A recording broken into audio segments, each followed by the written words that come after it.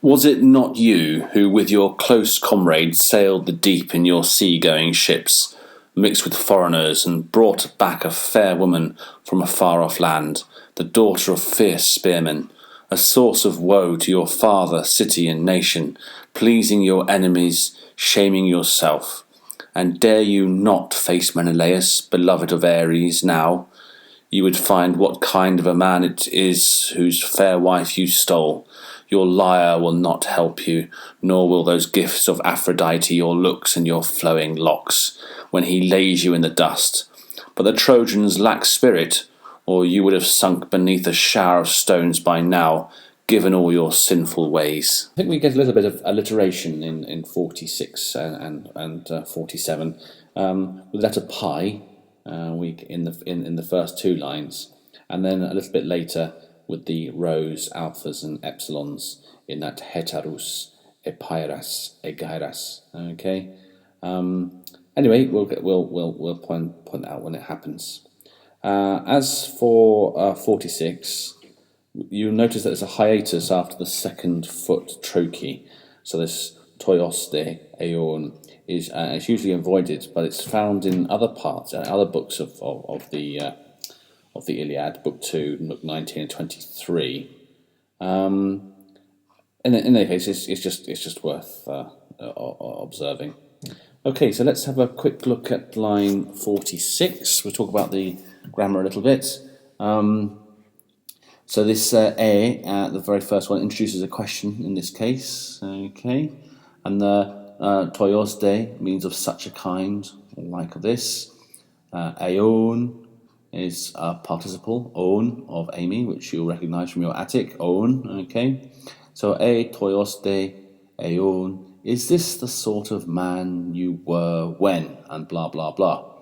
Ponto poros, is a seagoing, okay? Ponto poros, okay, seagoing. And neesi is the Homeric form of nous, noun, the ship, okay? So, Nausi is Neesi in Homeric. Okay, so let's have a go at translating that first sentence literally first. So we've got this he toios de aeon en porisi nesi. Okay, so is this the sort of man you were? Okay, upon in your ships upon the seagoing ships. That's an adjective describing an aesi is the pontoporosi. So is this the kind of man you were in your seagoing ships? Okay. In the next line 47, we're carrying on with this alliteration. So we've got this ponton epiplosas, okay, and then we've got the heterus aerieras egairas. So let's just have a little think about that. So pontos, as we saw from the line previously, the seagoing ships. Ponton, clearly the Hellespont is the sea, pontos, okay, and epipleou is to sail upon. So sailing upon the seagoing ships on the sea. It really does labour the point, doesn't it? But there it is. So epipleo means I sail on. Now we do know this word heteros, but we normally call it hetairos in Attic. It's lost the iota for some reason, probably to do with meter, I expect. So heteros, companion, and then erieras, that comes from a word meaning trusty companions, trusty crew, egairas, and that's here to gather or collect. So egairo, gather or collect. So carrying on from the a rough translation of the words in so the sailing upon the sea, having gathered together a trusty crew or trusty companions. Okay. So in line 48, we've got this. It starts off with this interesting word. It comes from the verb mignumai, and it's passive, as you can see, and takes the dative, and it means mix or mingle, but it can also be a bit more intimate than that. It can probably mean, sort of intercourse in all its meanings with. So I think this is sort of highly, I wouldn't say exactly sarcastic, but definitely ironic, irony coming through in Hector's berating of Paris. So michthais means mix or mingle, etc., in all its kind of meanings. The allodapos is foreigner, and what else have we got? Well, we've already sort of seen this word quite a few times now. So uaides, good looking. Yeah, is good, and aides appearance, good looking, and anago, bring back. Okay, so let's look at the what we've got to do. So michthais allodapoisi gunaike uaide aneges. Okay, to bring back. So he's obviously with his trusty crew. He's gone across the sea, and he's mixed with foreigners and brought back a good-looking woman.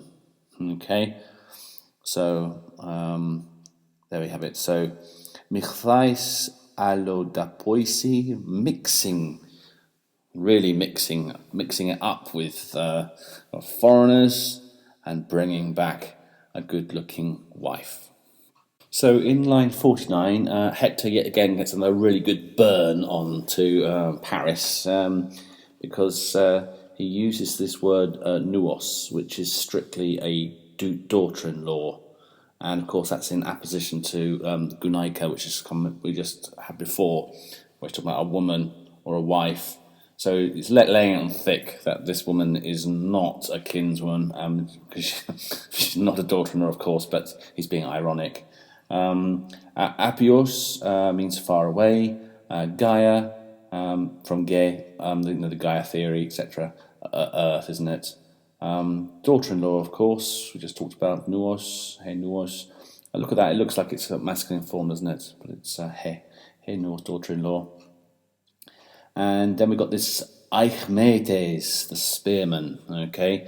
And of course, we know that Paris had gone to Sparta, and already in this time they're known for they're tough people. Eichmetes, the spearman. Okay, right. So let's have a little go at translating the whole thing then. So we got this ex ipies gaies. So from a faraway land. Remember, think Troy in modern day Turkey, and Sparta and Peloponnese. Okay, so quite a distance. From a faraway land, nuon andron eichmetaun. Okay, a daughter-in-law of spearmen.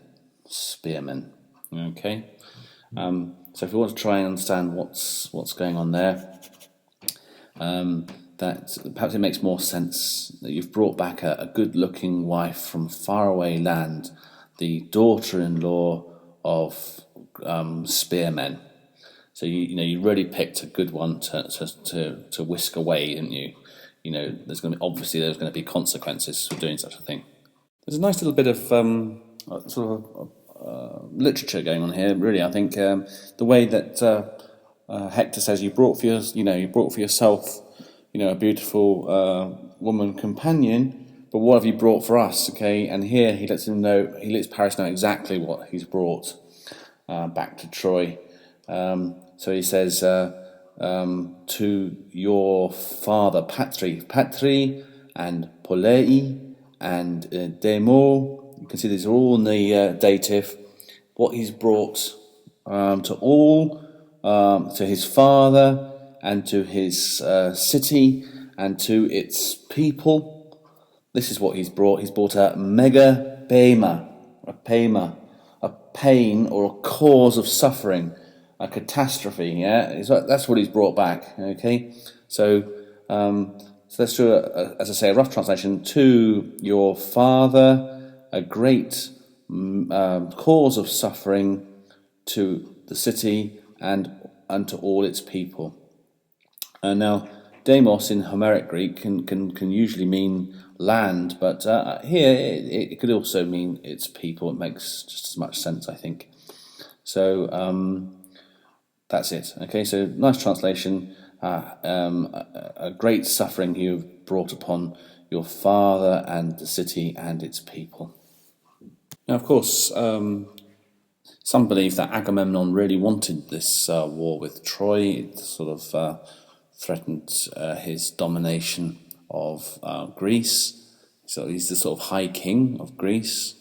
And so he wanted this war. And of course, Paris stealing Menelaus, the king of Sparta's wife, was the perfect opportunity to have his war. And so Hector's also pointing this out now, that not only have you brought, sort of destruction back home with you, but this is exactly what the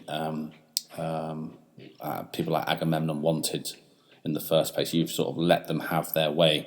So that's what he means when he says he's brought chama. Chama is joy to the dusmeneasin, which is that dus. We had that dus paris, didn't we, at the beginning?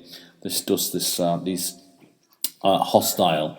So a joy to our enemies, the dusmeneasin, to the hostiles, those who are hostile towards us.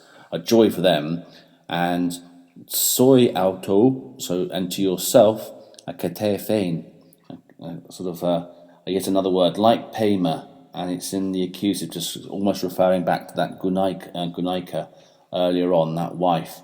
And of course, it means a katefia is a cause of shame. Okay, so let's try and go for a rough translation. So, to our enemies a joy, and to yourself a cause of shame. So in this next line, 52, Hector's about to take a new tack. Okay, so he's clearly got in all the jabs that he wanted to, and now he's sort of leading up to, why don't you stand up to Menelaus? Why don't you do, why don't you do something about it? Rather than just carry on, acting the way that you are. So he's really sort of egging him on to do this, to have this duel with him. So what words have we got? Well, we've got this optative. So we've got mino, wait for, stand up, to, stand against, or something like that. Optative. Now, when you've got the negative uk and then you've got the optative, it's really a way of creating a question like, could you not, or something like that. Okay, so here, could you not wait for, and then of course we've got the epithet for Menelaus, which is he's loved by Ares. Menelaus, isn't he? He loves his war. So Ariephilos is the epithet for him, loved by Ares. Okay, or war-loving Menelaus.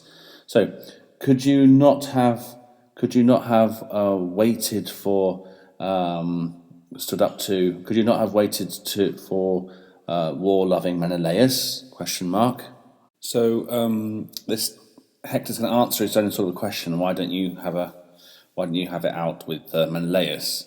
Because the answer he gives, provides ourselves. He says, you would know what sort of a man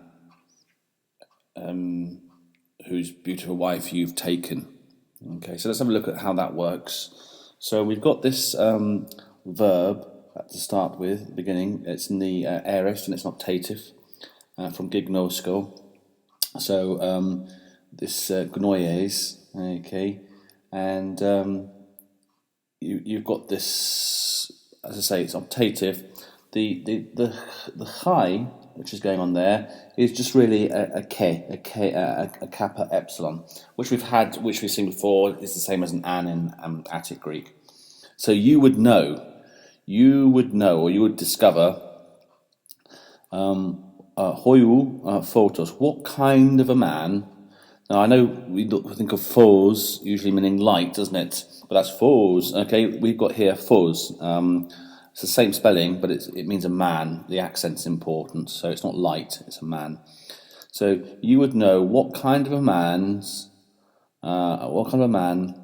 Then let's look at this thalarein. Now, usually that means to describe sort of beautiful flowers in blossoming or flowering. But here probably a better translation for us in English, probably just beautiful. And a parakoitin is a wife, a bed companion. So you would know what kind of man's beautiful wife you have. Okay, you've taken. That's the answer. Okay, you would find out how tough Menelaus is. The next line is quite fun. We've got line 54. We've got reference to Aphrodite. Of course, you know Aphrodite is the goddess of love, and Paris is her particular favourite because he chose her when Paris was asked to judge which of the goddesses was the most beautiful, and he chose Aphrodite. So she's liked him ever since then. And of course, the gifts of Aphrodite that we refer to here are his good looks. Okay, but there's something else as a reference to, and that's his guitar. Now, why I mention that is because his lyre, his guitar, his lyre. Okay, because in ancient Greece there was a bit of a row amongst the grammarians. Was it really kitharis or was it kidaris? Because kidaris is a kind of hat, and some people used to argue that Paris is nowhere described as actually playing a lyre. So it was a mistake. It was a copying mistake. Someone remembered it wrong or something. It should be a kidaris rather than kitharis. But I don't think that's very true. Clearly, Paris is not really a soldier, is he? He's more of an artist kind of a chap anyway, so it's perfectly reasonable that he should be able to play the lyre. And of course, in this particular bit, we have chrysmeo, which is a verb, means to defend or protect when it's used with the dative. And this word toi, we would say in Attic Greek soi, so to you.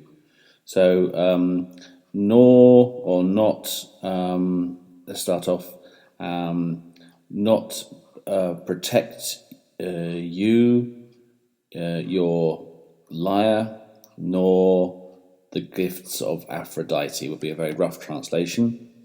And let's try and make that a little bit nicer. We could probably say something like, your lyre would not protect you, nor Aphrodite's gifts. So here we get to the harsh climax of Hector's hectoring of Paris, and that's this phrase "mingling in the dust." And it seems that he's really chosen his words here as a sort of the soft erotic terminology of his luscious wife and lyre and Aphrodite's gifts of beauty. We get this word migaies again, which we had in line 48, didn't we? Michthes, we had the passive aorist participle there. So literally meaning mixing with the dust, mingling in the dust, okay, something like that. But it's got a sort of erotic overtone. Right, so what's happening here? Well, we've got the word kome, which we've had before, hair, and remember the long-haired Achaeans. The koniai is the dust that we just talked about. This migaies we just talked about, and it really does lay out all Hector's views. Paris can be under no doubt exactly what Hector thinks him at the end of this, and you'll notice that Paris has not tried to make any criticism of Hector at all. He's just taken it. Maybe he's got nothing to say. Maybe he has. We're about to find out. Okay, so let's have a go at translating that then. So we got your beautiful hair and and then what? Mixed or mingling in the dust. Okay, so what on earth does that mean? Well, if we think about actually, what are we thinking about? We've got both the te and the te, and the eidos, sorry, as we know is appearance. So both your hair and your locks and your appearance will be mingling in the dust. So sounds a bit gruesome. Just see if we can come up with a bit of a nicer translation. So remember the verse before, we said that your lyre and your Aphrodite's gifts will avail you not. Okay, and thy locks and thy good looks, thy comeliness. Okay, that's the idea of eidos there. Your locks and your good looks. Okay. How they benefit when you are mingling in the dust, or when you lay down in the dust. Okay, so that's the idea there. I think we'll look at the next two lines together. Makes more sense that way. Perhaps on line 56 we should look at that word. It comes from the verb dido, which we had in line 37. This didaemon, which means cowardly or scared, and we also have this ete indeed as an emphatic and sarcastic, in this case, reinforcement. So the idea, but the Trojans must be cowardly indeed, and then or else what? Why would you think that? Obviously, Hector doesn't think that the Trojans are cowards at all. He's their leader, of course. So why would he say such a thing? Well, they must be very cowardly, or else they would have made you wear a tunic, a chiton, a tunic, a chiton in 957, a chiton from Latinos, which made of stone, a stone tunic you would have been wearing. That's from Esso, which is the Hesso, sorry, which is the pluperfect of henumi, to wear, and because of the hossa, the many deeds, and of course in this case evil deeds you have done, the kakon, okay, partitive genitive. Alright, so what does that mean, a tunic of stones? A tunic of stone, in fact. Well, that was a euphemism, really, a metaphor for stoning someone to death, okay? And that was the usual punishment for adultery too. So I think Hector's point is the very fact that you haven't been stoned to death is simply quite astonishing for what you've done, okay? Right, so let's have a look at the actual sentence. So we've got this alla mala Troies didaemones. So, but the Trojans must verily be cowards or scared. For otherwise, okay, you would be wearing a stone cloak because of the many egregious things that you have worked, your many evil works that you've done. Okay, so that's the rough translation. Let's go for a nice translation to finish off this section, and we're about to hear in the next what Paris has to say for himself in reply. And he's certainly much more of a diplomat than his brother.